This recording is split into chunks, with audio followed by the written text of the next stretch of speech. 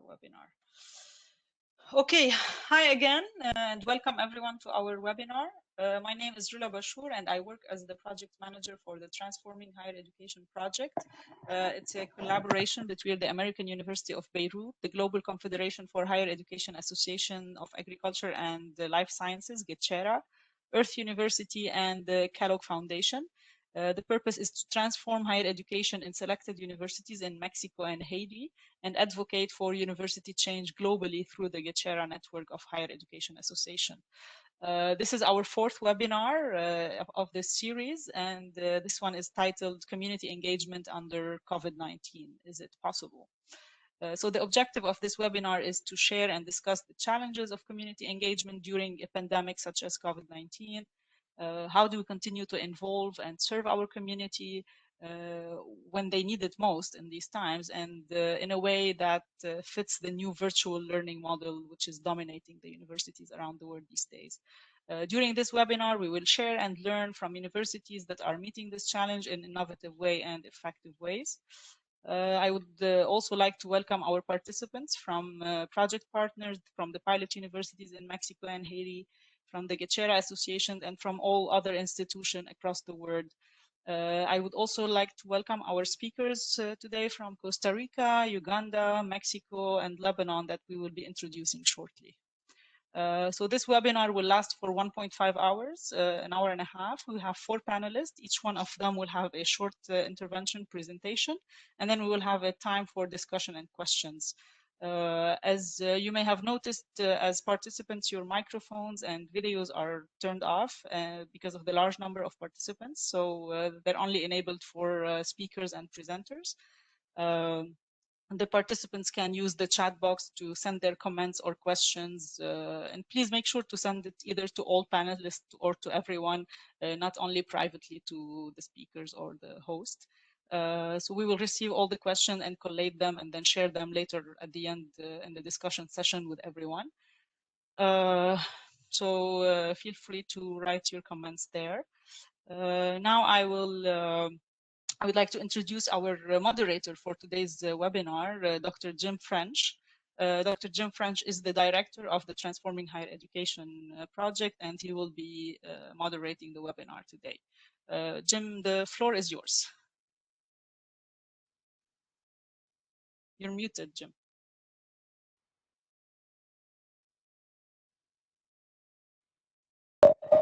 Okay, go ahead. Thank you very much, Rula, and welcome everyone to this, I think, which will be a very interesting webinar, and we expect and hope to stimulate a lot of thinking, a lot of discussion, and a lot of learning. I will not go into great detail on the backgrounds and bios of each of the speakers. Suffice it to say that each of them have great and diverse practical experiences directing and managing their universities' engagement with the communities as part of their educational programs.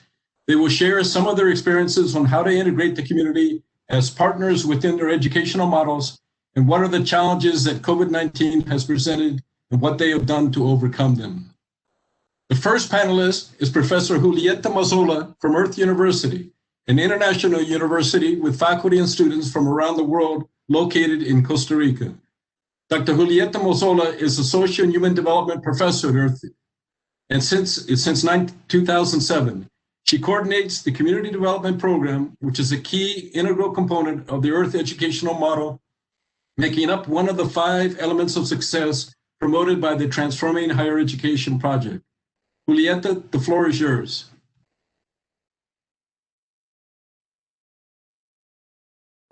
Thank you, Jim, and thank you for the presentation. And share my presentation.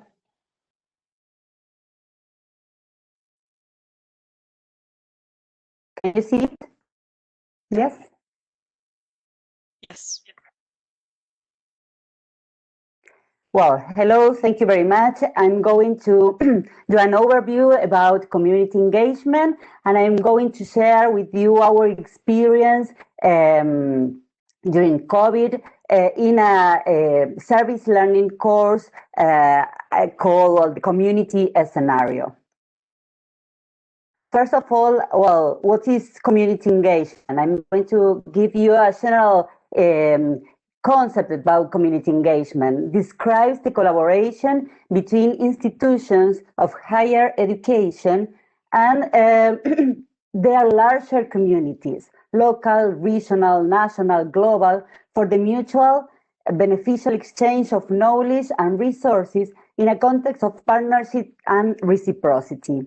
Here we have 2 or 3 keywords, that is the mutual beneficial exchange and the reciprocity. So we are thinking in a two-way relation between the university and the community. When we think in community engagement, we think in learning processes, service learning, community-based learning, research activities, sharing knowledge, outreach and extension, curriculum and courses review, promotion of social innovation and entrepreneurship. As I mentioned, well, I'm seeing present, we are part of the EARTH University. EARTH mission is to prepare leaders with ethical values to contribute to sustainable development and to construct a prosperous and just society.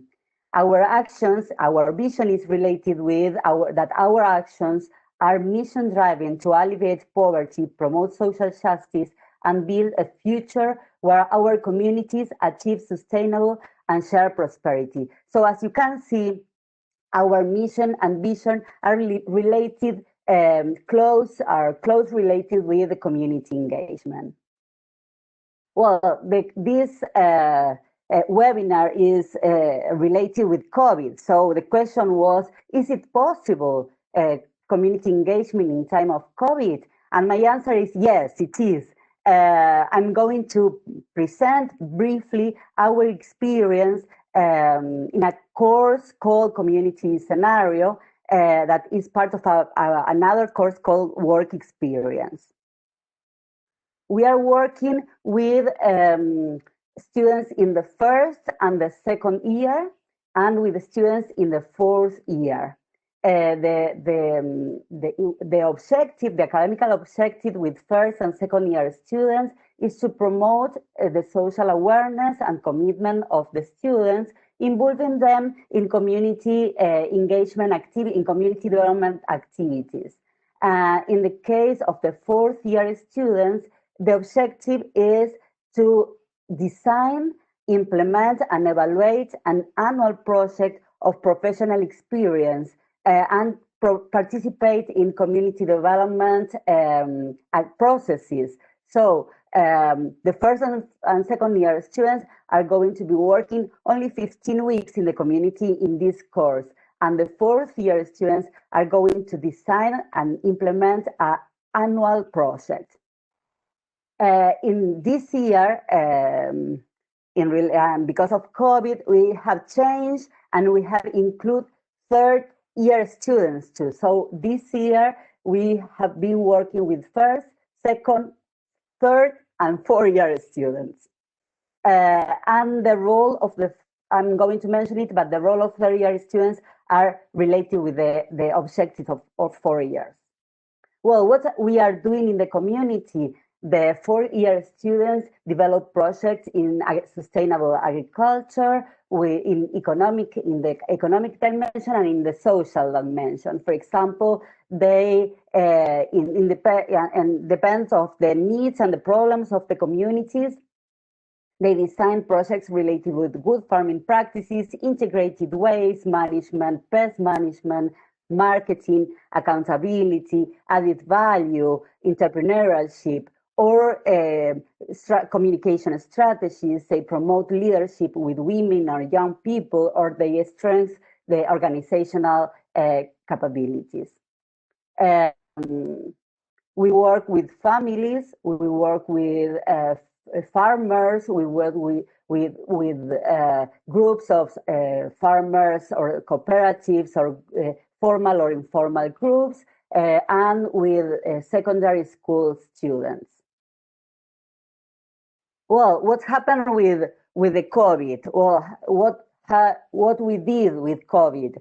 Well, first of all, in March of this year, we discussed as a group of professors that the technical group called Community Development Program, the administration and the students. And we think that we need to continue working with the community, that in this moment it was important that we continue with our commitment with the community.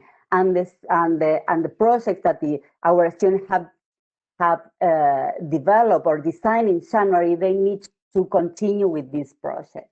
So we identified the technological access of farmers and organizations. It was a part of the Community Development Program responsibility. The students replan their community projects and activities. As a group of professors, we deliver workshops about communication, technology, how to do video, how to use edition programs. So give them the different tools to continue working. The students produce virtual or printed materials for the communities. And well, we need to strengthen our internal communication and the communication with the community through different platforms, Moodle, WhatsApp, phone, and Zoom, in different groups. Well, as I mentioned, as a facilitation, the facilitation of this course was through Zoom. We share different courses and trainings with the students. We need to identify other stakeholders in the local communities to support our work, and we use different applications or programs that in this case, for example, support activities of reflection on other kind of activities. These are kind of materials that our students design. They design manuals, brochures, infographics, they PowerPoint presentation, they present videos or did videos, interactive documents, audiobooks, questionnaires, catalogs, a lot of materials that they have developed to share with the community. Well, they use Zoom, Instagram Live, Facebook Live, Teams, Google Meet, WhatsApp, phone calls, and the all kind of media and interaction communication or interactive communication to continue in contact with the farmers and with the organizations. The third level students have the challenge to do their diagnosis or their rural rapid approach. So they need to identify needs and problems in the community, because this is the group that is going to work with the community next year. So they need to do all their part of the rural rapid appraisal through of tools and internet and communication. At the end, we were discussing with our students about COVID and their learnings, and they say that they have learned new technologies and methodologies that are going to be useful in the future. That they created means to create contents and communication. They new ways of collaboration and alliances to be more effective. They need to be flexible about objectives and activities. That they see that there are roles who are further the technical approach or their projects, so they need to support the community in other aspects too, and that they have the opportunity to face a critical situation and seeking solutions about that. They have strengthened their resilience, empathy, organization, and commitment. So these are what they said after or their reflection about this process. Some learnings and challenges that I can share with you. This is a preliminary and general perspective that students adapt easily using new technologies, but they need training, and new trainings related with that. Some of them are motivated and are demotivated. I'm so sorry, because they were expected to be in contact with the families and with farmers, and they feel that it wasn't enough. And well, they face different problems in their own families too in this moment. It is not easy to maintain the virtual contact, the participation, and the motivation of farmers and local organizations. So we are thinking and rethinking this, because it is necessary to think other strategies to promote the motivation and the participation of farmers, general meetings, personal follow-ups. We are thinking that phone calls. It is challenges to evaluate the implementation and measure the results in the community. Really, this is a challenge in this moment. Professors and advisors need to have a direct contact with farmers and students. We need to increase our contact with them. We need more time for interaction, meetings, communication, follow-up, evaluation activities. And well, it was and it is essential, and I'm talking in present because we will continue with that next year. It is essential to strengthen our teamwork and our networking with different stakeholders in the local communities. Well, this is what I want to share with you. Thank you, and well, we hope to return to this face-to-face connection and interaction soon. Thank you very much. Thank you very much, Julieta. We've had a couple of interesting questions that have come in, and so I think I'll go to them specifically and let the questions come in from the group. One of the questions was, do the students develop their project and catalogs or presentations with the communities and for the communities that they are working with?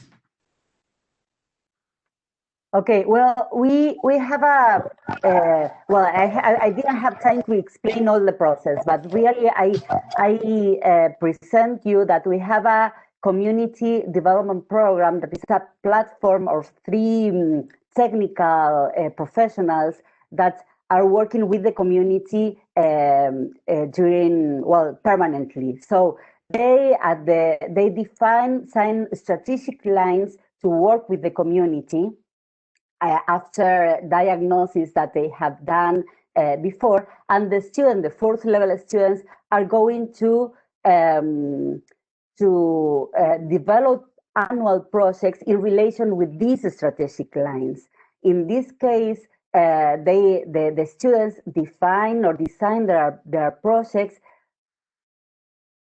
based in these lines and with the community. So in January, in February, they do kind of diagnosis, rural rapid appraisals. They go to the community and they identify needs, problems, opportunities, and they define and design the projects that are going to be validated for the community. And after that, this is in a normal situation. And after that, they continue working through the year in this project. Now, they were in the implementation part of the project. So now they are in the delivery, and they were constructing tools to implement their project. So they, for example, in this case, the videos or the presentations that they design were in specific aspects that they have defined previously that the community need. I'm not sure if you can understand the thing that I'm telling you. For example, the video that you say, well, it's a student that were talking about food security and practices that could be implemented in the community to improve the food security. And this was a theme or a subject that was defined previously with the community.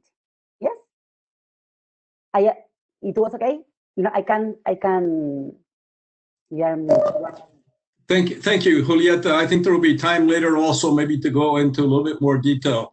We're going to go to our next speaker, please. And let me introduce Dr. Rabia Shibli is the director of the Center for Civic Engagement and Community Services, CCECS, at the American University of Beirut. Under his directorship, the CCECS has won several awards. He has conceptualized and implemented community projects and authored publications reflecting the process of bridging developmental planning and experiential learning. Experiential learning being another one of the 5 elements of success of the Transforming Higher Education project. Dr. Rabia.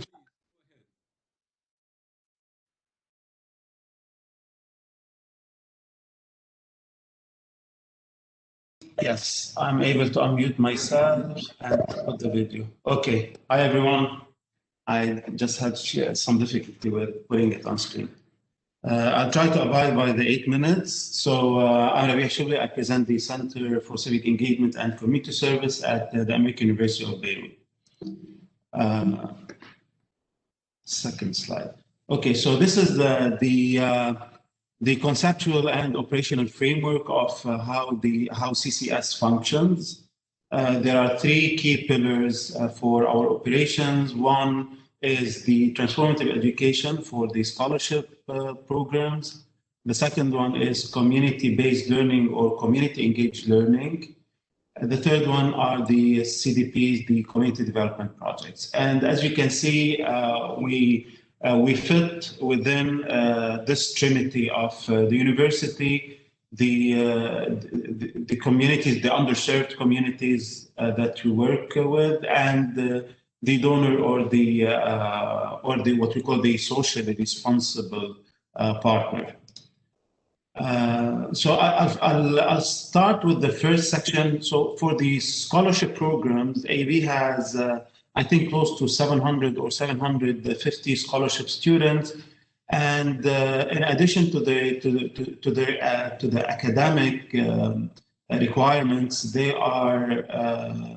need to abide by the transformative educational process, which is 4 milestones that they need to fulfill within their academic journey. The first one, they do workshops, they do volunteering, rotations with NGOs, they do internship with community partners, and it all culminates in a 3-semester-long process of what we call community service projects that I will present later on.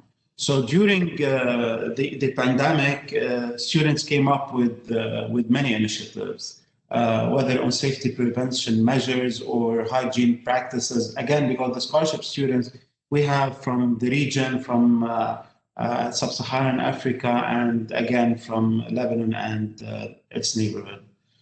We had also health awareness campaigns. This is in Tunisia. And what we did for our students is that we launched on a Moodle course on fundamentals for civic engagement. We used to give that in person, but when everything was shut down, including the campus life, we kind of migrated to a fully online Moodle course. We also developed our workshops to be conducted fully online. The second one is, as I mentioned, the student-led CSPs, the community service project, which is the culmination of a student's transformative journey.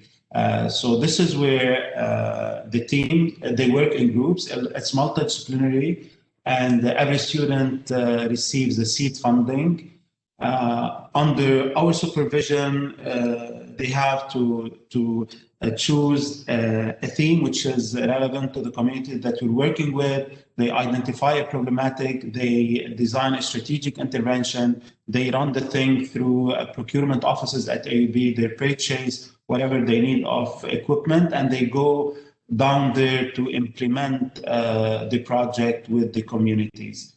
And also within the process, they are assigned an AUB mentor who helps them in terms of to further research the idea and make it more solid. And they also are assigned a local expert who works with them to contextualize their intervention.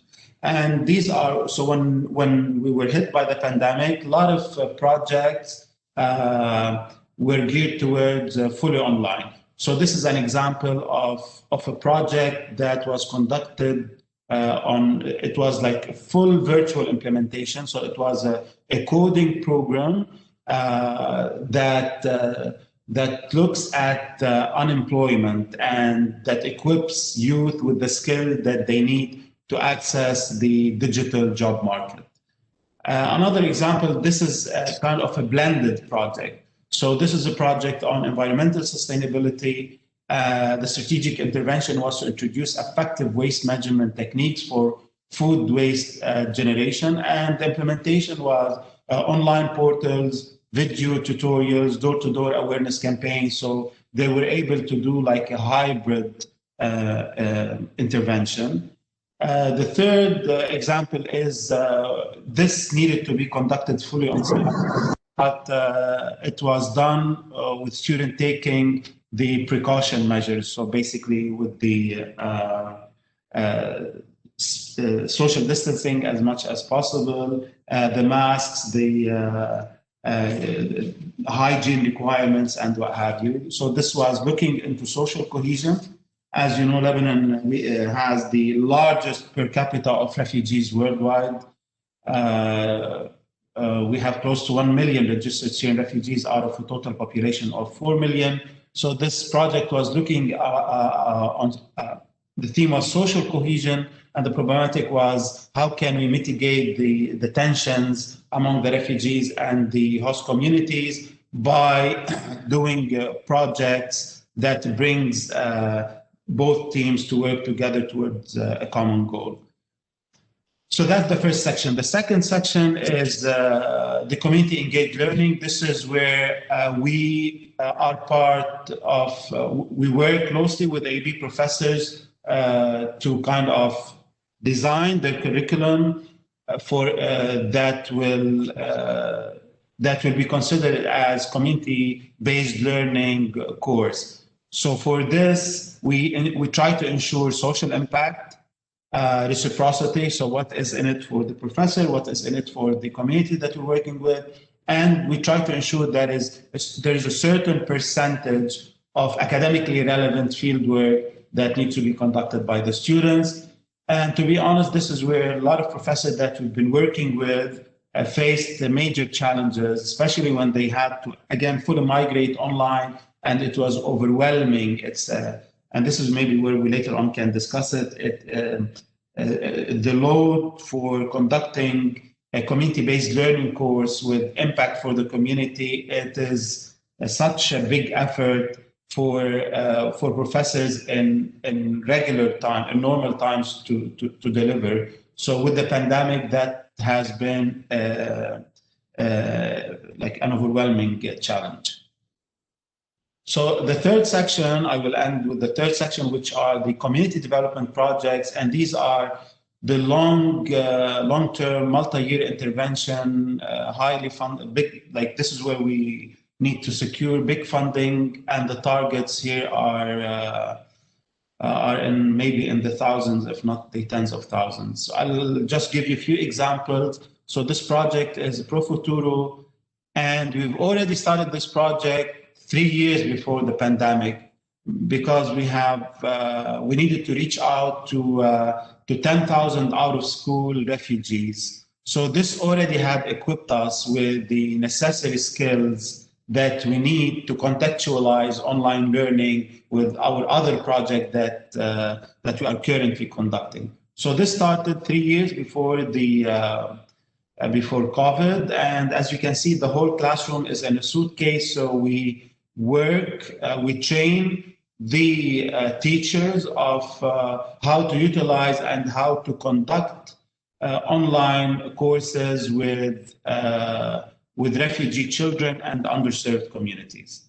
The second one, this is a university bridge program, and this had three components. One component was like the conventional type of teaching and learning. The second one, we had like 25% of that curriculum blended. And we had a third component, which is the MOOC, the massive open online courses. And that already had started 4 years before the COVID. So when we were facing this pandemic, we shifted the whole component online. So we had already been kind of transitioning or trying to socialize the concept or hybrid education with students before we were hit by the pandemic. So the transition was like a smooth process for them. We definitely faced a lot of challenges, but again, because we've been doing it before, we didn't face major challenges.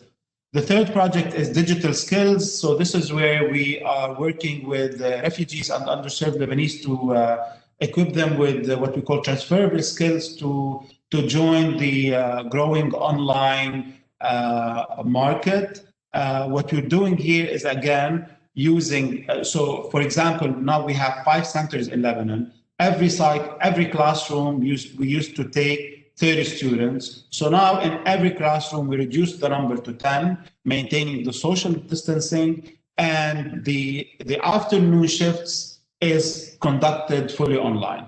So you still need the direct delivery of the material, especially when you're talking about underserved communities who, whereby you need to at least work with them, to give them like the introductory sessions of how to kind of serve on online material. So the direct engagement is necessary, but we try to reduce it as much as possible. The Maimuna, this is our project. We had this is where we assemble schools for refugees children across the country, and one of our faculty members is giving capacity building and training workshops for the teachers to be able to utilize and conduct online education with the refugees and underserved students that we work with. The last project is, as you know, we had the blast on October 4th in Beirut port, and that was such a devastating moment for all of us. Hundreds were killed and thousands were injured, and thousands of AB students rushed to volunteer, trying to, in order to try to, as much as possible, support the traumatized family that we were working with. This is where we cannot ask them to go online, but we tried to equip them with the gears, again, with the goggles, with the shield, with the sanitizers, for them to go down there, support directly the traumatized communities, but by also taking necessary precautions. What are the challenges? NGOs have limited capacities for virtual volunteering opportunities. We have, and again, as you know, many of the NGOs were not equipped, and they don't have the, let's say, the sophisticated infrastructure to migrate quickly to online services. Weak internet connection in our part of the world, and electricity shortage. Difficulty to adapt for online learning while managing academic and civic engagement obligations. Lack of technology devices among beneficiaries, because we work with the mostly underserved, mostly traumatized community who cannot afford these gadgets. A home environment might not in most conditions be conducive. And again, here I'm talking to the communities that we're working with, not necessarily fully for AB students. Safe access to beneficiary stakeholders, especially in times of lockdown and social distancing. Lebanon has witnessed like 3 long lockdown periods since last year. Increase in psychosocial stress and impact on the overall well-being for our students and with the community that we're working with. Lessons learned and opportunities is outreach to local organizations in students' hometowns and their countries. So now they are going back and identifying and vetting and coming up with opportunities that are relevant to their own neighborhoods. Innovative approaches within project design to mitigate pandemic-related restrictions. So whether it's direct, hybrid, or fully online. And now we've added the reinforcement. We're really highlighting and stressing on the issue of psychosocial support, whether it's peer-to-peer or when it comes to expert support. And thank you for listening. Thank you very much, Ravi. That's been very interesting and very extensive. Let me ask, you just talked about the challenges, and you specifically mentioned the challenges to the faculty in terms of time and everything due to the pandemic. But let me switch gears and let me ask you to reflect on what have the students actually gained in terms of learning by having to go through this adaptation and change the way that they have to work with the communities? Have they learned anything? Have they gained anything in terms of their learning processes that were unexpected? To be honest, everyone would prefer that we go back to the normal condition that, and hopefully after this thing, the vaccine is released and we can all go back to normal life. But the students were highly adaptable to the changes. They didn't lose the passion towards giving back and serving and engaging with their communities. We've realized even that there's been more interest from our volunteers. This is where they felt that they have to put their the skills that they've gained into practice. So this is whereby many of them went out there to, especially when the pandemic started, trying to work with municipalities, look into ways for to work with the communities, going with the Red Cross and awareness campaigns of how can you reduce the negative externalities of COVID on their families, on their own, on their friends and what have you. A lot of them worked on delivering reinforcement for school children or peer-to-peer psychological support. So to be honest, it hasn't been easy, but what I can tell you is that they didn't lose the drive for giving back. Thank you, Ravi. It sounds like that they've learned a lot more self-directed leadership skills as part of this effort, because they've had to go out on their own and solve problems and continue to give back to the community in different ways. I'm going to go on to the next speaker now. 1 second. And the following presentation will be done in Spanish. Wait a minute, I've lost. The next speakers are from the Tecnológico Institute of Higher Education in Calkini, which is in Campeche, Mexico. Dr. Felipe Gonzalez and Dr. Gonzalo Kids-Akiri are working together in this presentation. Dr. Felipe Gonzalez, Dr. Gonzalez Kids-Akiri are both professors of the undergraduate program Sustainable Agricultural Innovation and Technological Innovation and Information Systems, respectively, at Calkini. And both are key members of the steering committee of the Transforming Higher Education project, which oversees the community engagement initiative within the project. Please, I pass the word. Oh, the presentation itself will be done in Spanish. However, they have included translation to English in each one of the slides, so you'll have to read along with them as they speak. If you have any questions for Felipe and Gonzalo, you can write it in English in the chat, and we will translate it for them as well as their responses. Thank you very much. Felipe and Gonzalo, the floor is yours. La palabra es de ustedes. Thank you.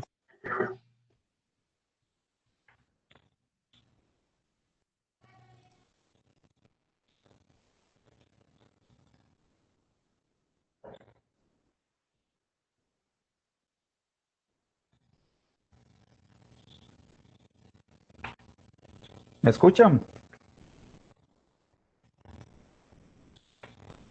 Hola, saludos a todos desde México.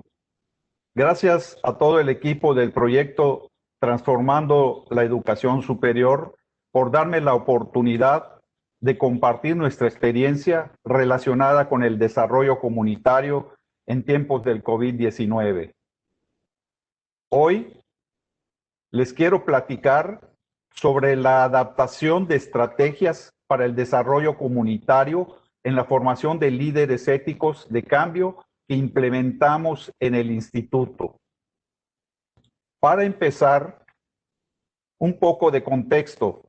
En 2019 fuimos seleccionados como universidad piloto del proyecto Transformando la Educación Superior para implementarlo en el programa de innovación agrícola sustentable.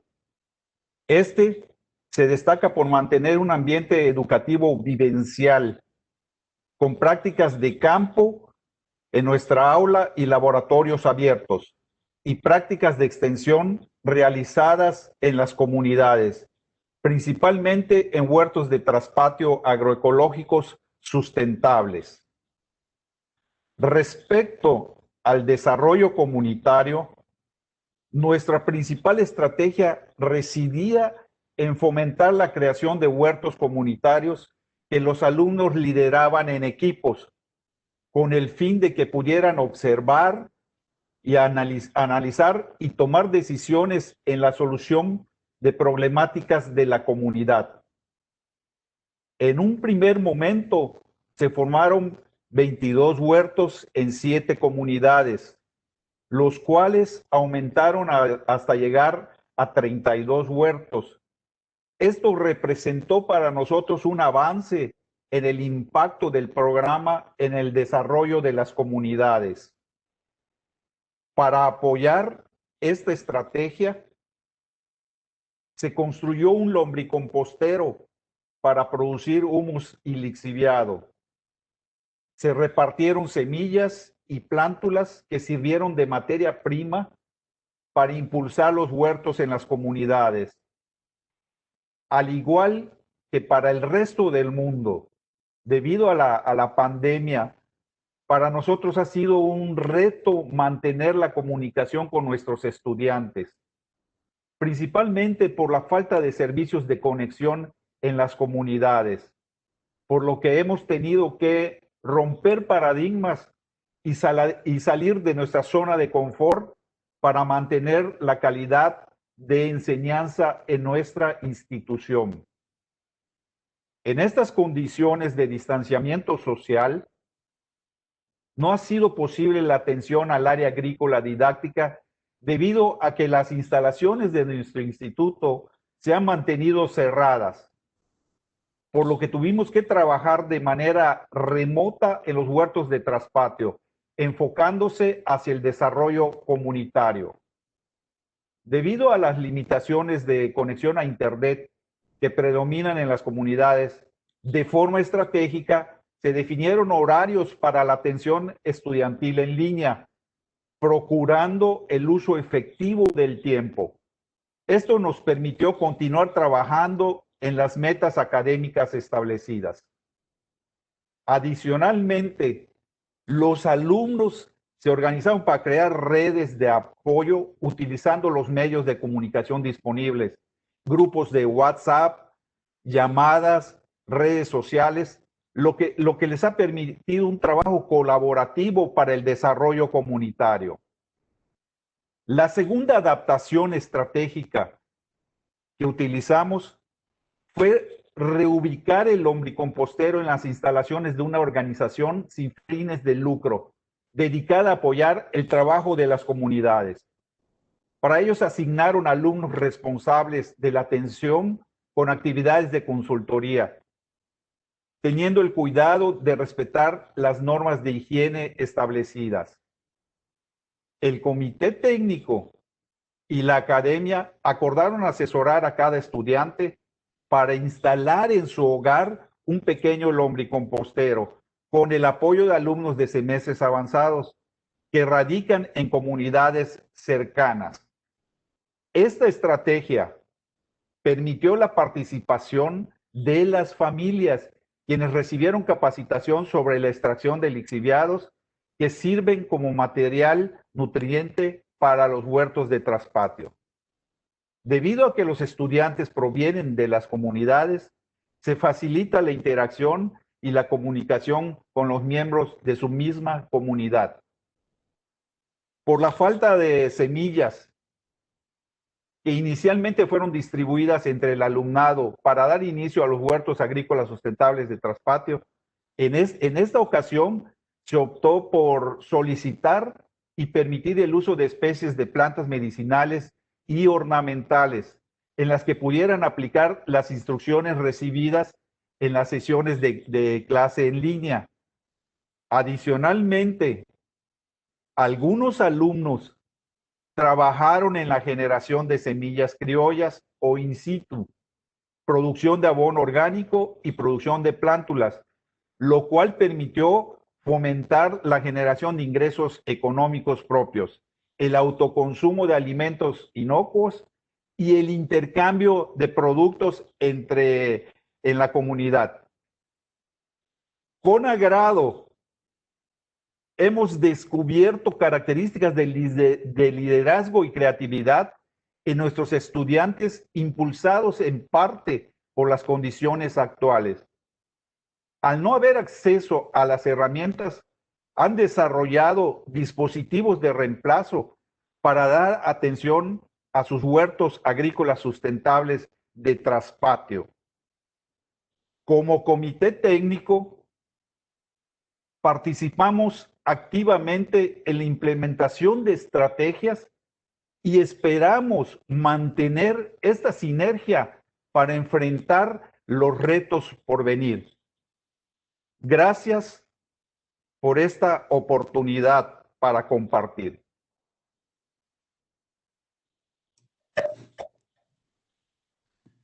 Thank you very much, Felipe, Gonzalo. Very interesting. Muchas gracias, Felipe, Gonzalo. Interesante. I would like to ask you the question. In the situation that you have in Calkini, the majority of your students come from the surrounding communities where you are working and interacting as part of your community engagement. How has that benefited, under the situation of pandemic, your continuation of activities in the region? La mayoría de los estudiantes de ustedes de la región, de donde están trabajando ustedes, de las comunidades propiamente, donde están trabajando ustedes, y con lo de compromiso comunitario. ¿Cómo está beneficiado de poder seguir trabajando con las comunidades dentro de la situación de la pandemia? Adelante. Bien. Es muy interesante este problema, porque en un inicio, antes de que termine nuestro semestre, se inicia la pandemia y nos agarró a todos desubicados, ¿no? Pero ya conforme pasó el tiempo, se realizaron encuestas para ver cómo estaban en la conectividad con los estudiantes. Algunos tienen problemas de enlazarse en Internet por su computadora. Otros lo hacen a través de su celular. Pero lo más interesante es que la estrategia fue poner una hora específica, un horario específico que tiene cada maestro para impartir sus sesiones en tiempo efectivo.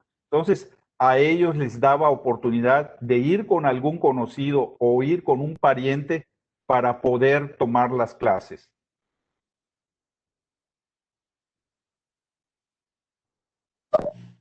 Muchas gracias, Felipe. To translate the response, basically what he was saying is that the students, some of them had access by computers, some have had access by telephones, but the biggest challenge was how to interact together with all of the rest of their classmates and with the professors themselves. And so what they did is to set a specific time of interaction, and then they were able to get together. Since they came from the similar communities and communities surrounding, they could get together with their other classmates and they could sit down and interact with the farmers, the agriculturalists, and also with the faculty members at the same time. And this is how they benefited from the fact that they came from the surrounding communities. Okay, thank you very much. Muchas gracias, Felipe y Gonzalo. Ahí, excelente. Vamos a pasar a la siguiente. We're going to go on now to the next presentation. And the final, but not the least, Dr. Walter Odongo from Gulu University in Uganda is going to bring up the rear of this of the panelists with the experience of themselves at the Gulu University in Uganda. He has 14 years of experience in practical community engagement, working with smallholder farmers and small-scale agribusiness organizations in training and mentoring of graduate and undergraduate students. Walter, the floor is yours.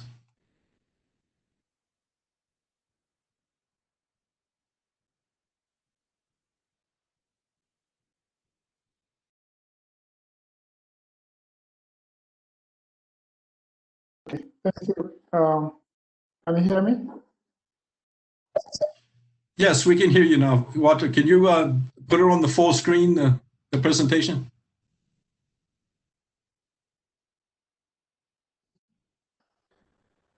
Yes.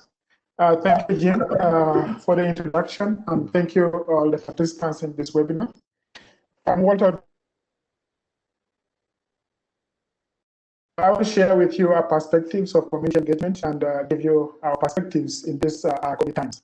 As a way of introduction, for those who don't know Gulu University, we are a rural-based university in the northern part of Uganda. We have our unique challenges that made us to become community-oriented in the way we teach our students and the way we do our university engagements. First, we are a university, and Bureau presents us with a lot of challenges as a university. One, we are working with a situation where there's poverty right outside the gate of the university. So you be isolated at your university without changing the community that is immediately outside your gate. Secondly, we are a relatively young university. We are established at a time when there was war in this region, and war meant that we didn't have the infrastructure to conduct practicals, to conduct training and all these kind of things.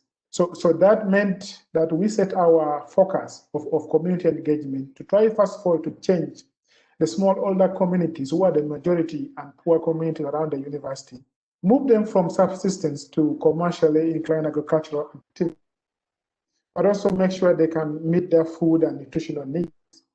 The second issue that motivated our community orientation is the need to transform student mindsets. In Gulu and in Uganda in general, we have a situation where a student comes to agricultural course when that was not their choice of course to do at the university. So we struggle with a mindset orientation. They're in a class, but they don't want to be there. So to us, community orientation presented a chance to orient this student to become a fully fledged agriculturalist who appreciate the work that they do. We are quite aware about the roles of the university, and this is typical for Gulu University. However, as I've indicated, our context is a little bit different. Now, besides the teaching and the research that we do, we need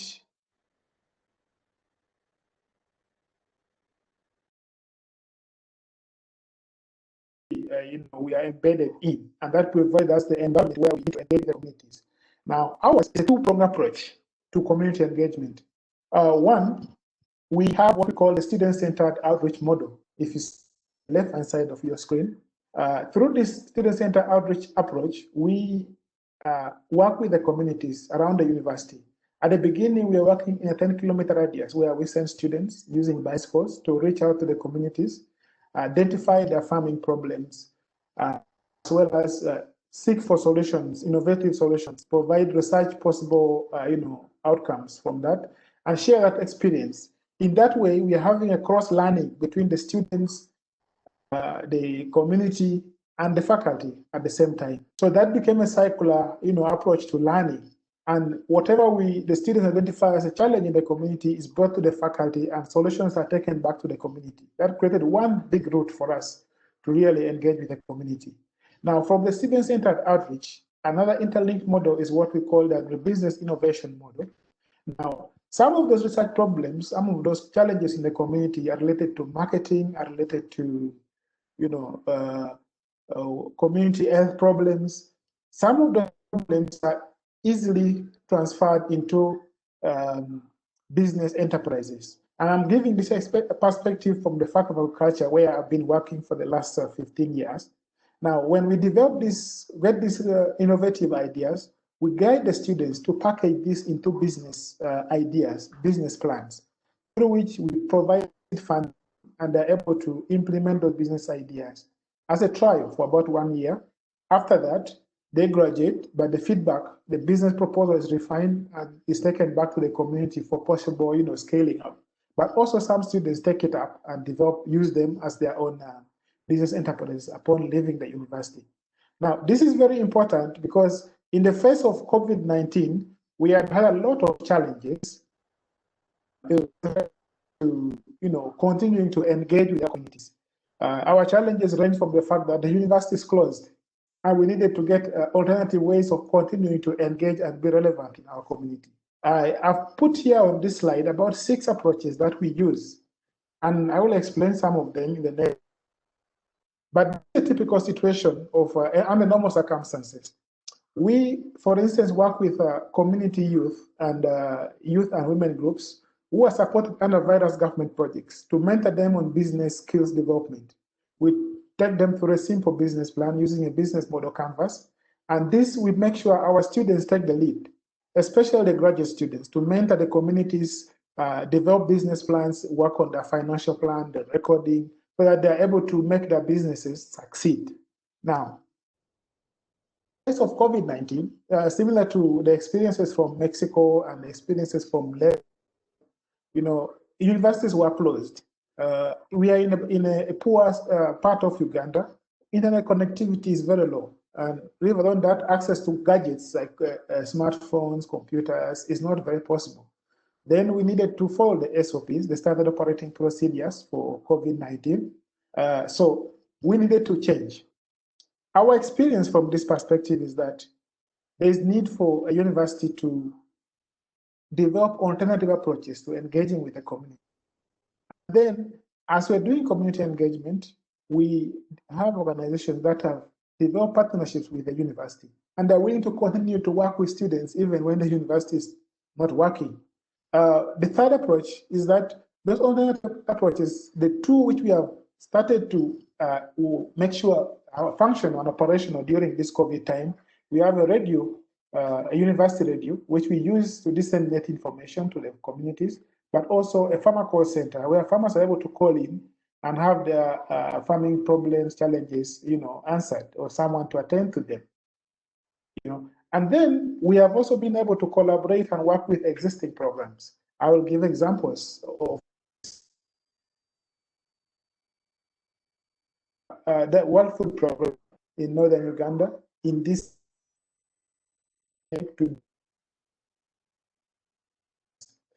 we have done a month, trying to understand where are the gaps in nutritional needs that can be addressed in collaboration with the university. As I talk now, I was just in another meeting this morning.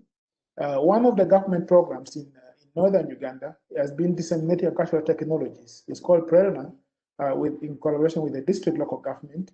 And after, they are now coming to the end, and they want to understand to what extent has the community have taken up these technologies.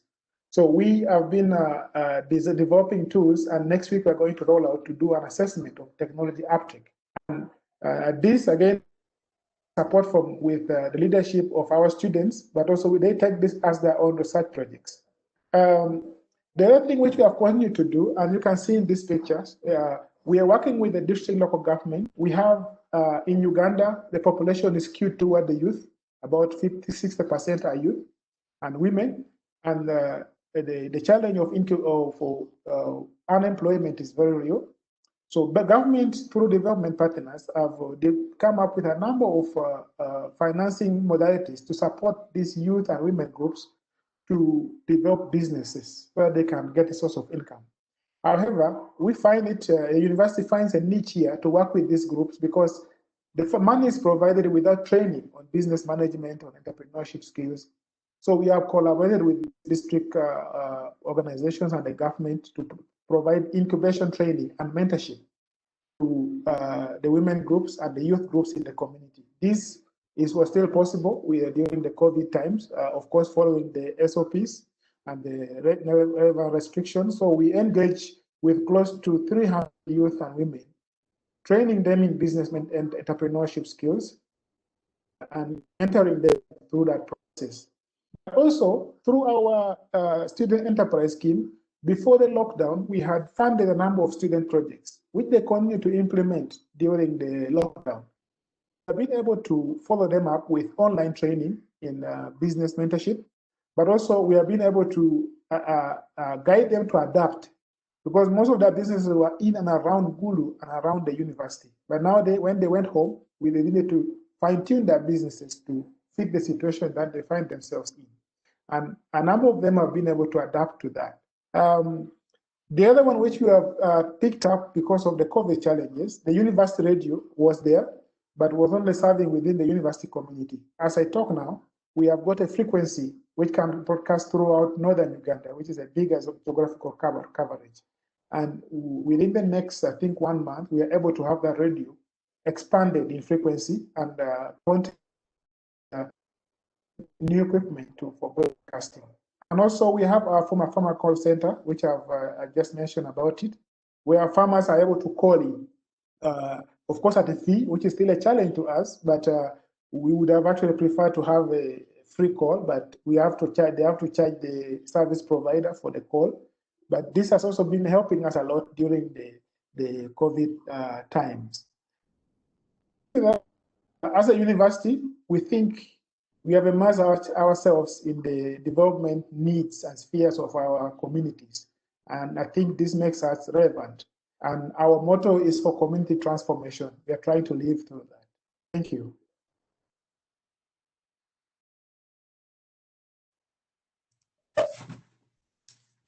Thank you very much, Walter. And I think the examples of each one of the different presentations have highlighted challenges which have been very similar in most of the cases, if not all the cases. And I'm going to ask you, Walter, one specific question and then open it up to everybody, the questions I'll come up with. But specifically, how did your university deal with the situation of differences in terms of linkage to the internet? Some students would have the possibility of having a linkage, and others maybe use phones, and the community members as well. How did you manage that specifically? Thank you, Jim. The challenge of access to internet is real. And for our students, they are forming the groups. They are in groups of 2 or 3 implementing a business activity. We try to bring together to one student who either have a smartphone or have access to a computer. And then we provide them with internet data so that they're able to use that as a learning point during the online training. Of course, we had to mobilize them through phone calls and make sure they are able to get mobilized and attend the training. That is as far as the training is concerned. As for the farmers, we had to follow them to the closest location. As you could see in the pictures I was showing, we went to community centers close by, invited numbers. In Uganda, we have restrictions in numbers. We kept that number and ensuring space and providing masks to each of the community members who was in the training. Then we are able to tell them where they are. So that is how we try to go around with them. The community is very difficult for them to have access to a smartphone or a computer, leave alone subscribing to the internet. So we needed to have physical training.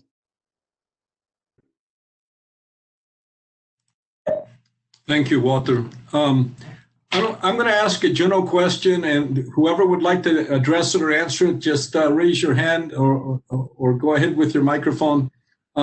This question has come up in a couple of different ways and by a couple of different people. Once it was directed to Rabia, and then now in a general suggestion. Based on your experiences, how do you support the students to reach the competencies that are required? Because of all the efforts they adapt to these or try to solve the connectivity problems, they get dismotivated, they get frustrated, they isolated in situation and impossibility for complying with their homework reports or goals demanded. And then the other question, which was directed to Rabia, which is related to this, a lot of this creates a lot of stress for the students and even depression. So how do you manage that situation in terms of everything related to the work with the communities? Give me 1 second, I'm going to translate this to Spanish for our Spanish groups. La pregunta es que, ¿qué hacen para mantener motivados los estudiantes? Porque entre desmotivación, la problemática con la internet, el estrés ahí de los cursos que tienen que llevar, etc. Y depresión, algunas veces debido a la pandemia. ¿Cómo se maneja eso? Está abierto para cualquier que quiere responder.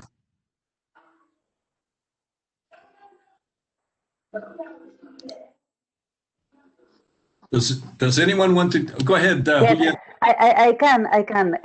Well, really, in the case of this course, the community engagement or the service learning course, we strengthen our relation professor-students. So we are working in groups, and part of our conversations were related with the human aspects and with were family issues and how they were managed all other courses. So from my perspective and as a professor, it was what I did. So I was in contact directly with the student and trying to listen to them and trying to support them, and not only in the learning process, but also in the emotional from the emotional perspective.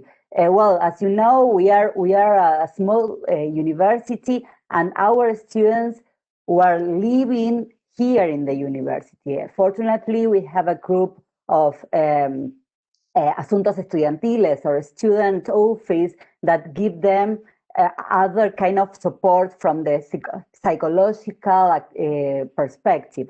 But in our case, in this course, this was our practice. Try to work hand by hand with the students and like talk and listen about all these kind of problems.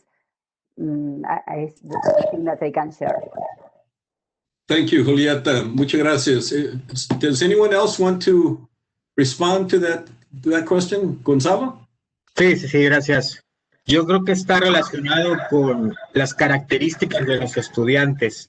El hecho de que pertenezcan a la comunidad y que entre sus familias busquen un objetivo común hace esta facilidad, el comunicarse entre ellos y establecer estas relaciones familiares que ya existían y que ahora intercambian conocimientos generacionales, ¿no? Los adultos enseñan técnicas antiguas y los jóvenes le agregan nueva tecnología, y el tener ese objetivo común facilita el manejo del estrés de estudiantes y que pueda cumplir con sus tareas al final de cuentas en línea. También tiene que ver una organización de horarios de sus clases para no saturarlos en la carga y la desesperación de buscar conexión a Internet.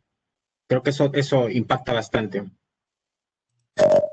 Okay, Gonzalo expresses that in the case of theirs, since the students come many from the surrounding communities and they know each other, they've known each other for a long time, there's a lot of social interaction among the students themselves, even with the families and the traditions, as most of them come from indigenous Maya background as well.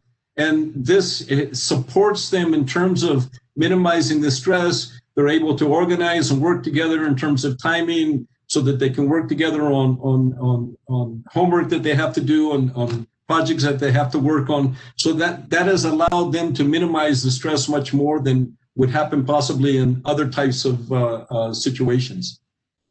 Walter or Rabia, I don't know if you want to mention, Rabia probably has a much more extreme case there in Lebanon. Should I go fast or does someone else wants to answer? Okay, I'll answer.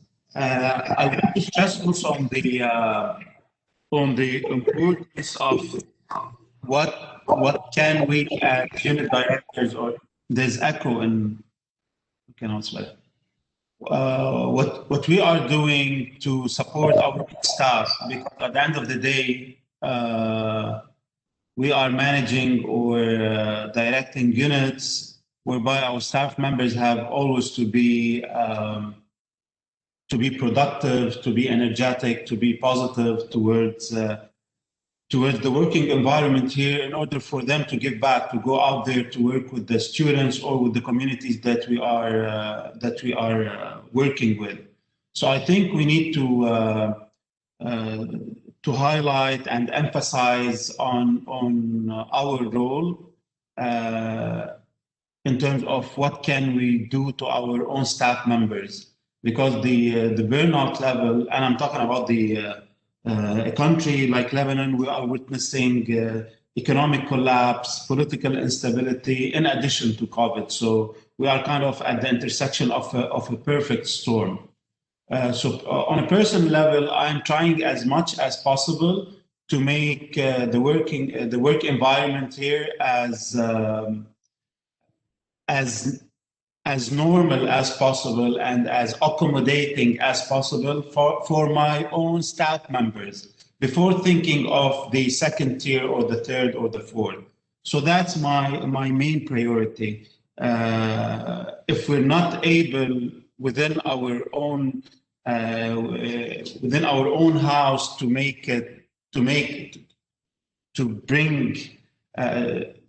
deal with this pressure, I don't think we are able to engage students in the process, or professors, or the communities that we're working with.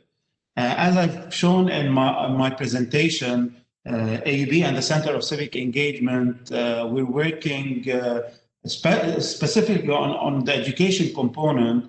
We have almost like between 10 to 15,000 refugee and underserved students that are within our programs, and these are there on a daily basis. So we have grants and projects, and we have clear deliverables on a daily basis. Okay, so and these projects are beyond the volunteering aspect. So this is where AAB is engaged in long-term community development projects. So the question here is, how can you maintain quality education? How can you maintain that your staff and the AAB faculty are still fully engaged in delivering what is required from them in the time frame of the award or of the project itself?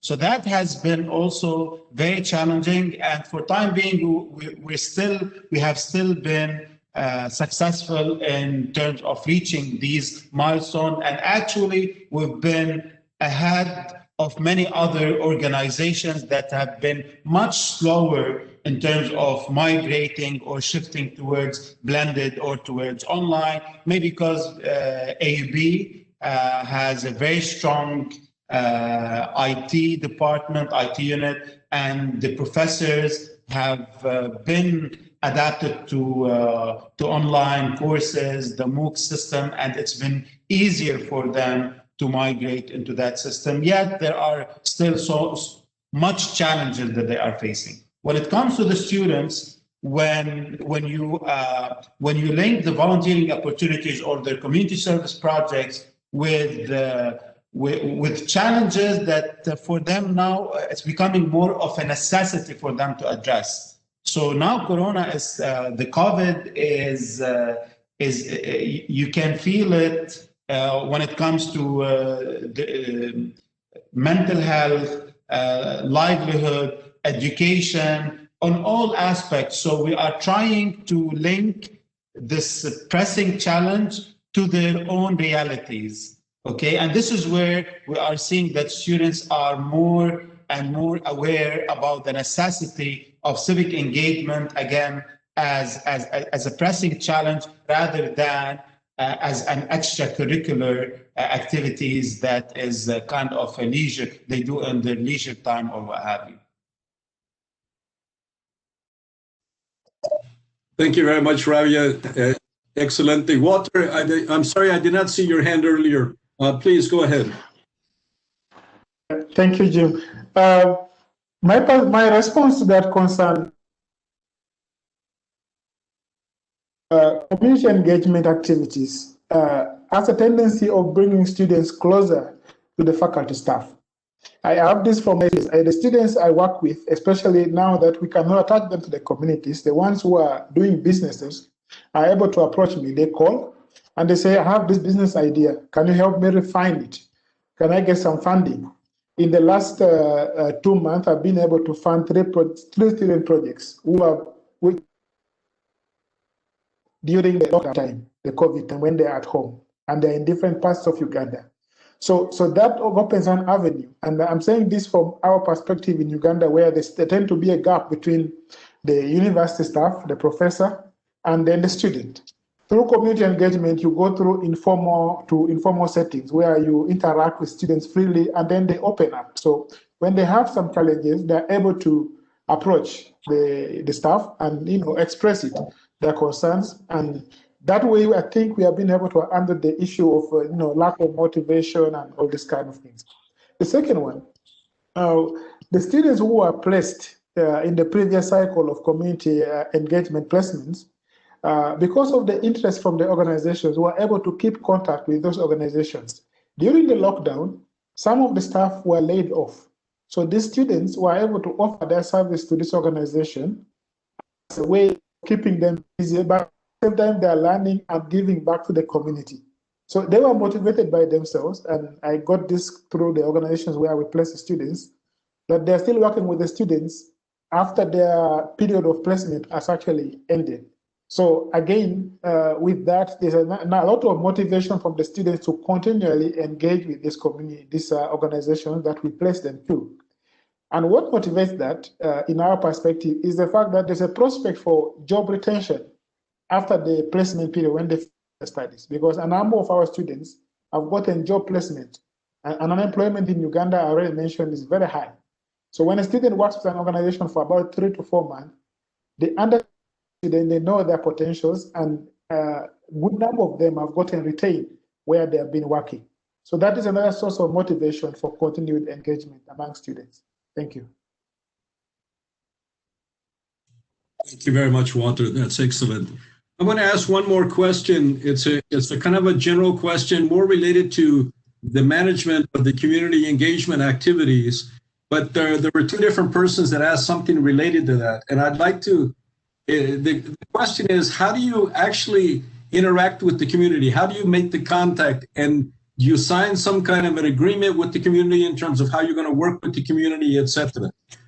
Just a second, and let me say it in Spanish.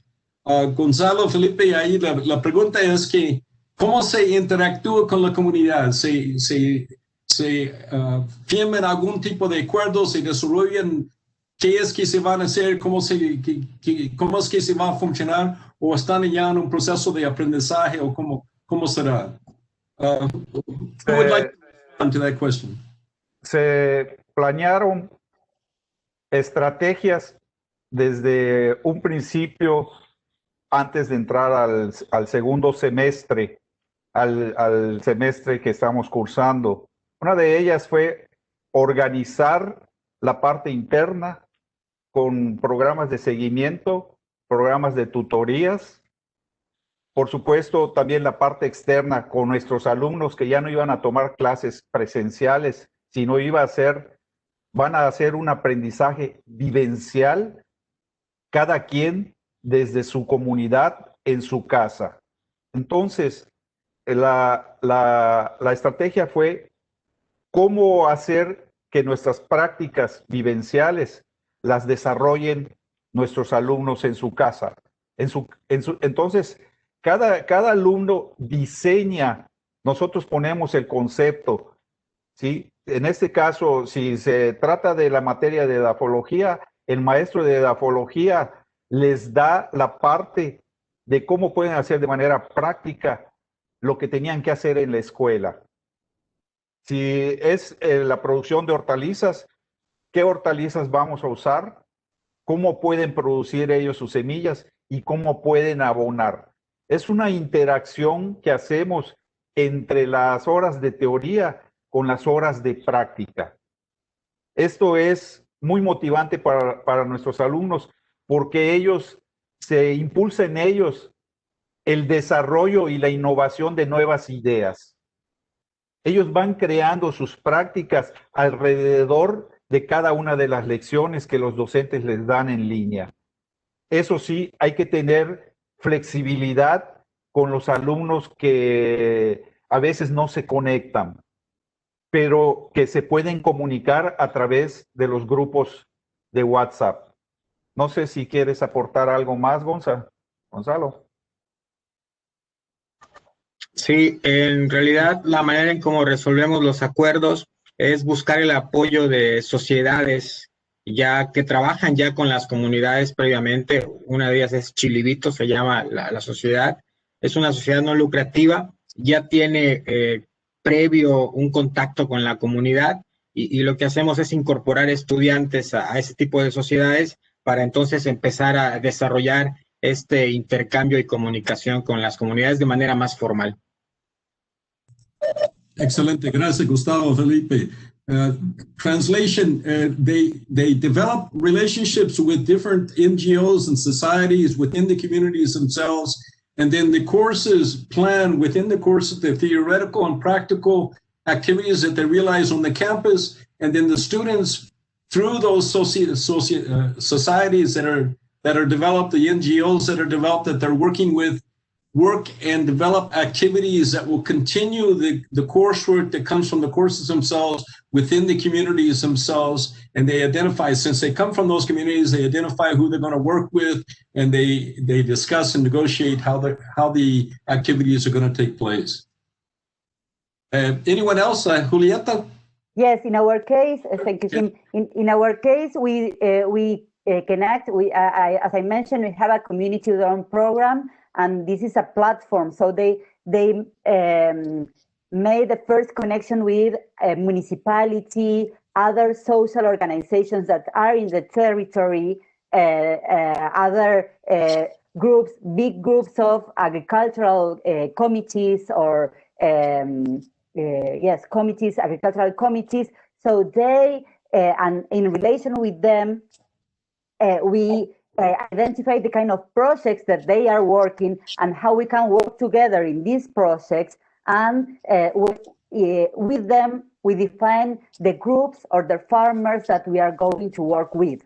So after that, when we identify the groups and we make the first contact with them, and we see that we can work together, yes, we sign a kind of letter or a kind of understanding letter that, well, shared that the main interest of each of the parts, something like that. Thank you, Julieta. Walter, please. Yes, thank you. In our perspective, we have two setups. We have the informal setup with the farmer groups and individual smallholder farmer. And this is where we started our community engagement from. For this particular group, we don't need a formal to use. The most important thing is trust. Once the community understands why you are coming to work with them, what they will benefit, what they should expect or not expect from you, then they're going to, open up the doors and work with you. And for that, the most important thing is trust. Trust is very important in this case. Then, of course, now we have the industry, the agribusiness organizations, the non-governmental organizations. Most of them will need to have a formal memorandum of understanding to guide. We are doing this. Thank you. Excellent. Thank you. Thank you, everybody. Well, our time is up for the webinar itself.